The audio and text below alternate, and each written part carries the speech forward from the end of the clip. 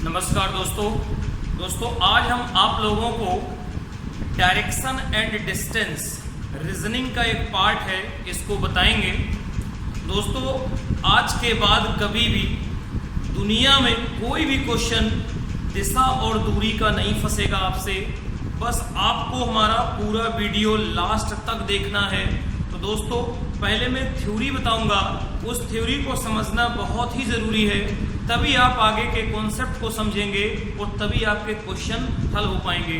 तो दोस्तों सबसे पहले आप एक काम कर लीजिए, अगर आपने मेरे चैनल को सब्सक्राइब नहीं किया है तो चैनल को सब्सक्राइब कर लीजिए, और अगर आपने किया है तो आपका बहुत बहुत धन्यवाद। और दोस्तों आप लोगों का जो स्नेह और प्रेम हमको मिल रहा है वो हमारे चैनल पे देखा जा सकता है।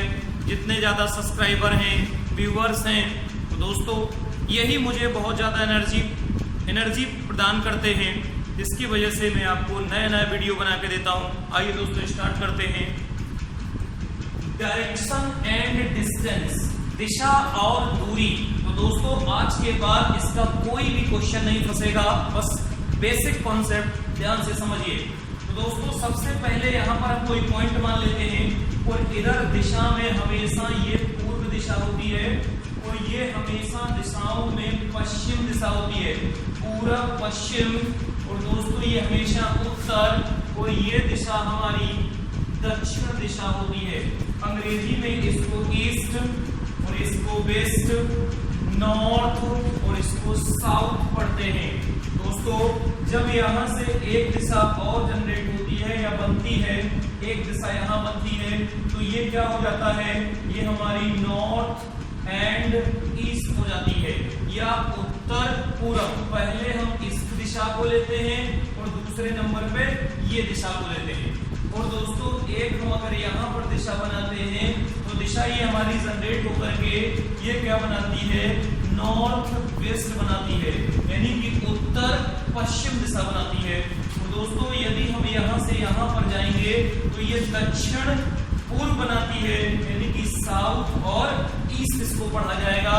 और यदि यहाँ से हम इधर की तरफ बढ़ते हैं तो दोस्तों ये हमारी साउथ और पश्चिम, यानी कि दक्षिण पश्चिम, तो ये हमारी दक्षिण पश्चिम दिशा बनेगी।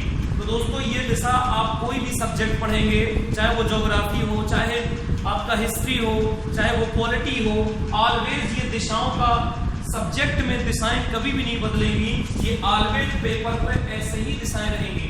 तो दोस्तों एक चीज में और समझ लें दिशाओं के बाद, कि जो ये हमारा एंगल होता है, ये हमारा एंगल होता है 90 डिग्री। इन दो दिशाओं पूरब और उत्तर के बीच 90 डिग्री, उत्तर और दक्षिण में 90 डिग्री, और दक्षिण उसमें 90 एंड 90। और दोस्तों जो इसके बीच में हमारी एंगल बनता है थीटा, दिस इज 45 डिग्री। तो ये हमारा टोटल 90, तो 9 चौकों कितना होते हैं 36, और ये कितना 45, तो ये भी 45, 45 दूनी 90। तो दोस्तों आप ये जान लीजिए कि एक बिंदु पर 360 डिग्री का कोण बनता है, एक बिंदु पर 360 अंश का कोण बनता है। तो यहाँ पर देखेंगे 90, फिर ये 90, ये 90 और ये 90, 9 चौको 36। तो ये दोस्तों हमको दो चीजें याद रखनी है। अब हम देखते हैं नेक्स्ट स्टेप क्या है इसमें, कि सबसे ज्यादा आपको ये याद रखना है दिशाएं कहां पर कौन सी मेंशन होती हैं। अब देखिए नेक्स्ट इसके बाद, देखिए दोस्तों अब इसमें सेकेंड क्या होता है, नेक्स्ट में क्लॉकवाइज डायरेक्शन। आपको क्लॉकवाइज डायरेक्शन कैसे डिसाइड करनी है, अभी मैंने आपको दिशाओं का एक चक्र बताया था, ये हमने दिशाओं का चक्र बताया था। तो दोस्तों पूरब पश्चिम उत्तर दक्षिण, यदि आपकी ये दिशाएं बनी हैं और आपसे कोई ये क्या था, east west north and south, पूरब पश्चिम उत्तर दक्षिण। अब कोई आपसे कह दे कि हमको उत्तर की ओर जा रहा था, तो उत्तर की ओर हमने अगर इधर की तरफ जा रहे थे तो हमेशा सेल्फ अकॉर्डिंग क्लॉकवाइज दक्षिणावर्त और वामावर्त हमेशा अपने सेल्फ अकॉर्डिंग चेक करेंगे। जैसे आपने इधर गए तुरंत आप अपना सर ऐसे लगाइए, और ये आपका राइट, ये लेफ्ट, तो ये हमारा राइट हो गया और ये हमारा लेफ्ट हो गया। अगर कोई आपसे कह दे कि पूरब की तरफ जा रहा था, तो ये अगर पूरब की तरफ हम जा रहे हैं तो तुरंत अपना सर ले जाके सामने लगाइए, राइट लेफ्ट डिसाइड हो जाएगा, तो ये हमारा राइट हो जाएगा और ये लेफ्ट हो जाएगा। दोस्तों कोई अगर कह दे दक्षिण की तरफ जा रहे थे तो हम इस तरीके से चल रहे हैं, ये हमारा राइट हो गया और ये हमारा लेफ्ट हो गया, this is right, this is left. अगर कोई आपसे कह दे कि पश्चिम की तरफ जा रहे थे तो पश्चिम की तरफ अपना सर तुरंत लगाइए, ये हमारा राइट, ये हमारा लेफ्ट, तो ये राइट और ये लेफ्ट। अब दोस्तों यहीं से हम देखते हैं कि राइट इधर है, तो अगर हम इधर की तरफ टर्मिनेट हो जाते हैं राइट साइड, और इधर क्या है, ये राइट साइड, और इधर क्या है, राइट साइड, और इसमें ऊपर देखेंगे तो ये क्या हो जाएगा, राइट साइड। तो जब हम राइट साइड में रोटेट कर जाएं, जैसे यहाँ पर देखिए ये क्या है, राइट साइड, तो यही दिशा हमारी क्या हो जाती है, क्लॉकवाइज दिशा या घड़ी की दिशा। ये क्या होती है, घड़ी की दिशा, ये हमारी क्या हो गई, क्लॉकवाइज डायरेक्शन। अब दोस्तों हम इसी में समझ लेते हैं एंटी क्लॉकवाइज डायरेक्शन क्या होती है, तो आइए यहीं पर आपको समझा देते हैं।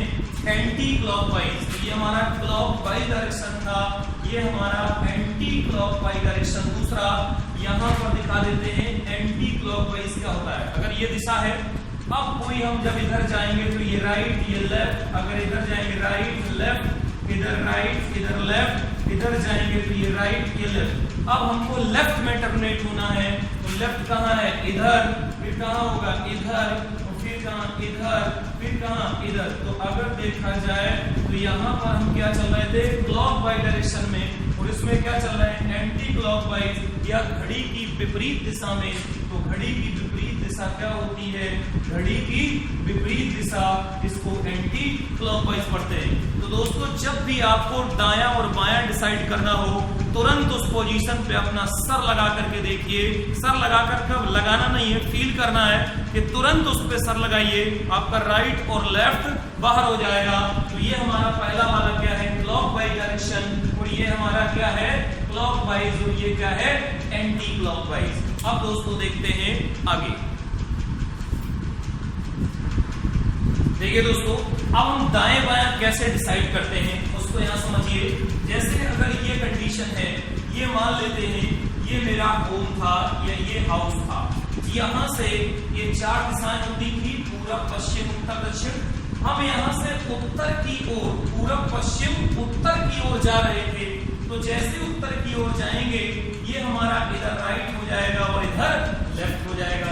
अगर इधर जा रहे थे तो राइट लेफ्ट हो जाएगा। ये मैं आपको ऊपर बता चुका हूं। अब दोस्तों ये कंडीशन हमें इसमें ये समझनी होती है कि प्रत्येक चौथी पोजीशन पे, क्योंकि दिशाएं चार ही होती हैं, प्रत्येक चौथी पोजीशन पर व्यक्ति जहां से चलता है वहीं पर पहुंच जाता है। जैसे मैं एक एग्जांपल लेके दिखा देता हूं। मैं इस साइड मुंह करके खड़ा हूं फ्रंट में, इधर मैं मुड़ा, कितना हो गया, 1, फिर कितना हो गया, 2, फिर कितना हो गया, 3, और कितना हो गया, 4। चौथी पोजीशन पे जहां पर मैं था वहीं पे आ गया। तो दोस्तों यहाँ पर भी आप देख लीजिए कि यदि कोई यहाँ से मुड़ा, यहाँ से मुड़ा 1, फिर मुड़ा कितना, 2, फिर मुड़ा कितना, 3, और फिर पहुंच गया कहाँ पे, चौथी पोजीशन पे, 1, 2, 3, 4। तो अब यहाँ पर हम क्या करते हैं कि 4 ही पोजीशन है, तो या तो 3 हम लेफ्ट राइट में मुड़ जाएं, या बराबर एक लेफ्ट में मुड़ जाएं, या 3 बार दाएं मुड़े, या 1 बार बाएं मुड़े, वही पोजीशन पर आप पहुंच जाएंगे। या 3 बार लेफ्ट मुड़े, या 1 बार आप राइट मुड़ जाइए, वही पोजीशन पे पहुंच जाएंगे। दोस्तों अगर हम 4 बार राइट मुड़ जाएं, लगातार 4 बार राइट मुड़ जाएं, तो जहां पे हम चले थे वहीं पर पहुंच जाएंगे। यानी कि कितना हो जाएगा, 0, ना तो राइट ना तो लेफ्ट, जहां पे थे वहीं पहुंच जाएंगे। और दोस्तों यह हम 4 बार लगातार लेफ्ट में ही टर्मिनेट हो जाएं तो भी ये क्या होता है, 0। तो दोस्तों ये वाला थोड़ा याद रखिएगा कि प्रत्येक चौथी पोजीशन पर व्यक्ति वहीं पर पहुंच जाता है। 4 ही होती हैं, तो जब 3 राइट घूम जाओ या 1 बार लेफ्ट घूम जाओ, दोनों वहीं पहुंच जाएंगे। या 3 बार लेफ्ट घूम जाओ, 1 बार राइट घूम जाओ, 4 बार राइट घूमेंगे तो 0 वर्कआउट होगा, जहां से आप चले थे वहीं पहुंच जाएंगे। या 4 बार आप लगातार लेफ्ट घूम जाएं तो कितना हो जाएगा, 0 हो जाएगा।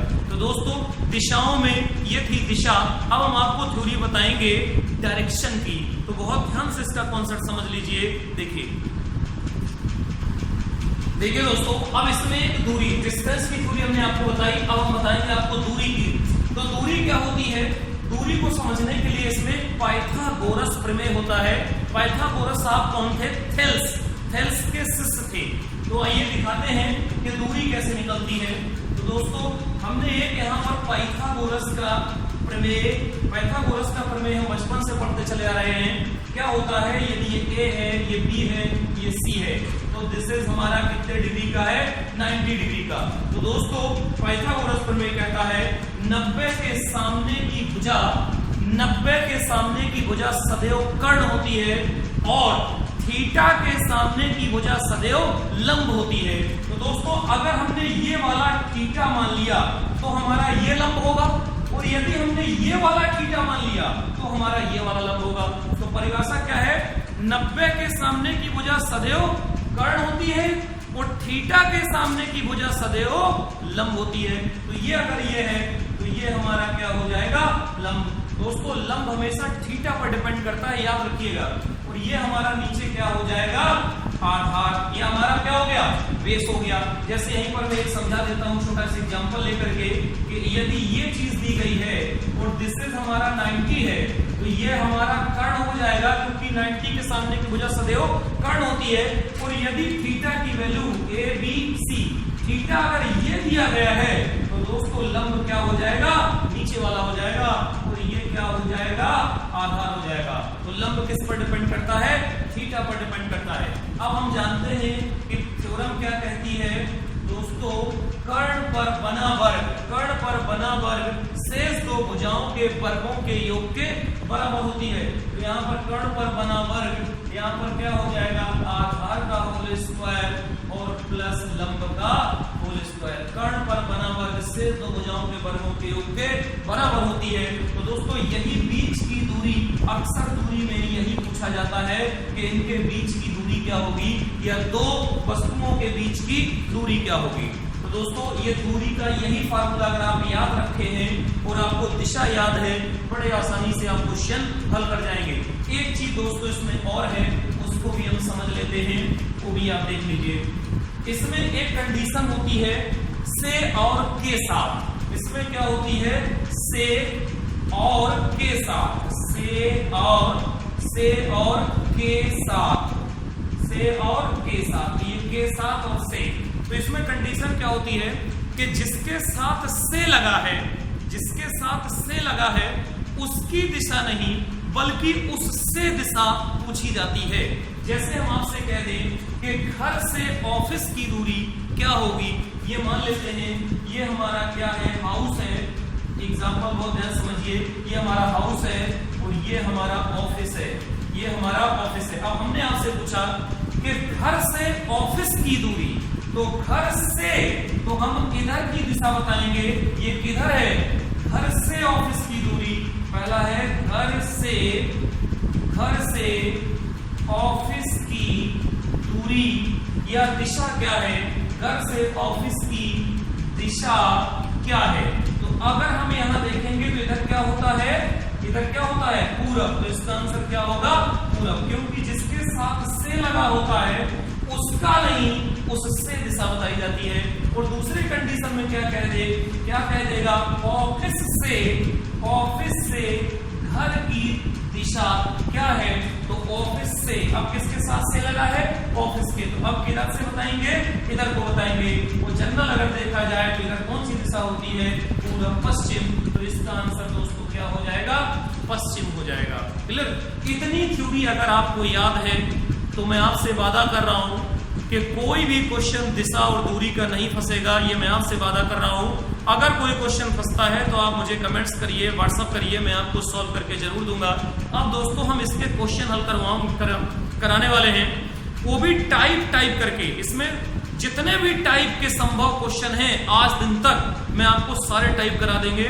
बस दोस्तों आपको वीडियो लास्ट तक देखना है, दोबारा फिर कभी वीडियो किसी का नहीं देखना पड़ेगा, ये मैं आपसे वादा कर रहा हूं। आइए देखते हैं क्वेश्चन नंबर 1।